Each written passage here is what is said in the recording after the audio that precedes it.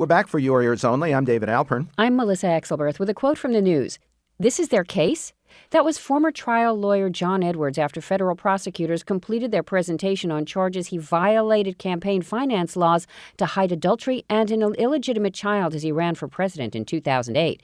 But the judge rejected their request for dismissal, and the defense was to begin its presentation this week. Now this. I think a woman always adapts, and especially if you're very young when you get married and, are unformed, you really become the kind of wife that you can see that your husband wants. The late Jacqueline Kennedy made headlines last year with release of revealing remarks she recorded only months after the 1963 JFK assassination, including those thoughts on being a good wife. And she's in the news again these days with the release of Pulitzer Prize winner Robert Caro's latest volume on Lyndon Johnson. Tells how LBJ refused to leave Dallas without her and JFK's body, and why each of them thought her bloody, traumatized presence was important for his runway swearing in. Her views on marriage then were put to the test not long after when she wed wealth and power again with Aristotle Onassis, not fated to be an easy match. And they may seem a bit incongruous to a younger generation that knew the former First Lady as a super socialite turned iconic single mom, working woman, and dedicated activist for architectural preservation. How she made that transformation after the death of Onassis in 1975 is the subject of another new book, Jackie After O, one remarkable year when Jacqueline Kennedy Onassis defied expectations and rediscovered her dreams, by Tina Cassidy from IT Books, HarperCollins. And for Your Ears Only, Tina Cassidy joins us now. Welcome to the program. Thanks for having me. What prompted you to look back at why and how Jackie remade her life and herself? As you said, a lot's been written about her years as a wife, both times. And I wasn't so interested in that. I don't think there was much left to explore, for one thing, but also just because I'm from a different generation. I was really interested in her choice to become a woman who worked when she didn't have to. So specifically, I was interested in her midlife crisis and the massive transformation that happens to her in 1975, which is the year that Onassis dies. Not everyone can relate to shopping at Valentino or living on a private island, as Jackie did, but everyone can relate to the question, am I happy with my life? And if not, what should I do about it? There was initial unpleasantness with the other Onassis heirs, but Jackie was not left in real need. Talk about how and why she decided to go back to work. Well, yes. In fact, she was a journalist. She was a columnist for a Washington newspaper, taking photographs and asking questions of powerful and interesting people around Washington, but she quit the day JFK proposed and never worked again until 1975. And I think that, that was really interesting to me, how she put her life on hold, her life in some respects on hold. Obviously, she had an amazing life in those intervening years. But this decision really to go out and look for work in 1975 was about her search for meaning at a time when she was looking out over the abyss of, the rest of her life. She was about to become an empty nester, partially anyway, with Caroline graduating from high school that year.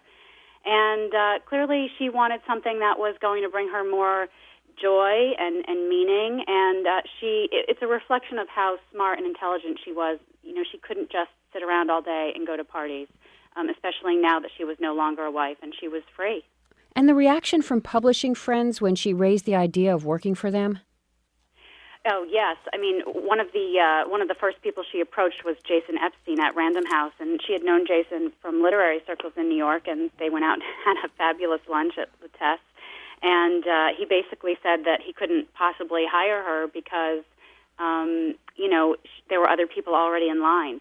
And, sort of like a country club. She couldn't just cut the line, and she also had no experience in publishing. So he couldn't wrap his head around just going out and hiring the most famous woman in the world at that time. And I think that it was one of Jason's great career regrets.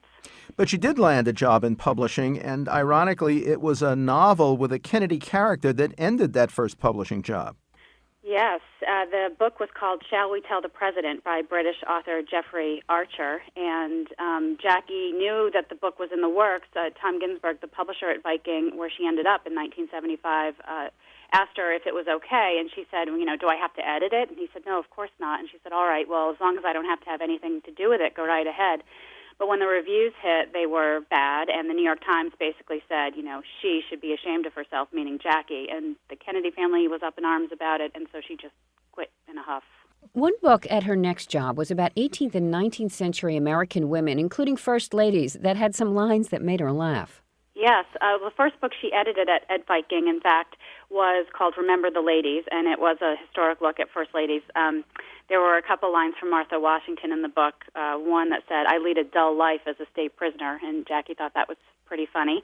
And the other quote from Martha Washington was that Georgetown is a dirty hole, to which Jackie said, yes, it still is. What led her to the architecture preservation movement and Grand Central Station?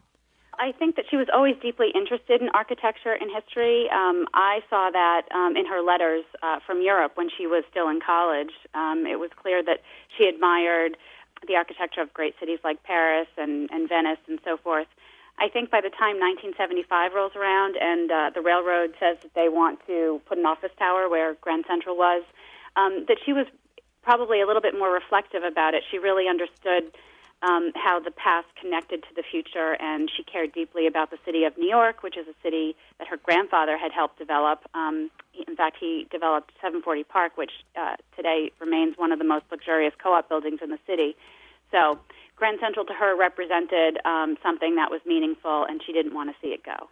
One line in your book that caught my attention from my old New York Post colleague Pete Hamill was that taking Jackie out, which he did, was like taking King Kong to the beach because of all the public attention. She also went out with my former Newsweek magazine colleague Ed Klein, who was then editor of the New York Times Magazine, whose book on her you cite on Other Matters. What can you say about her dating life in 1975 and after? She dated some men. Clearly, it was hard to date Jackie. I think the most significant date that she has in 1975 is with Maurice Templesman, who is the man who was with her when she eventually died in 1994. They had a very long and warm relationship. Maurice, however, remained married and never got divorced. So he and Jackie never married, obviously. Tina Cassidy's new book is Jackie After O, one remarkable year when Jacqueline Kennedy Onassis defied expectations and rediscovered her dreams, from IT Books, HarperCollins.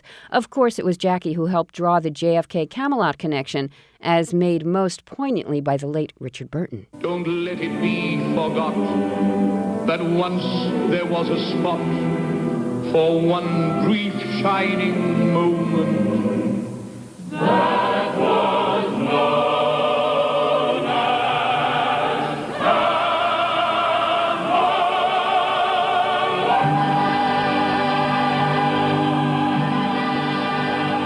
Next, movie picks and pans from another Pulitzer winner for your ears only.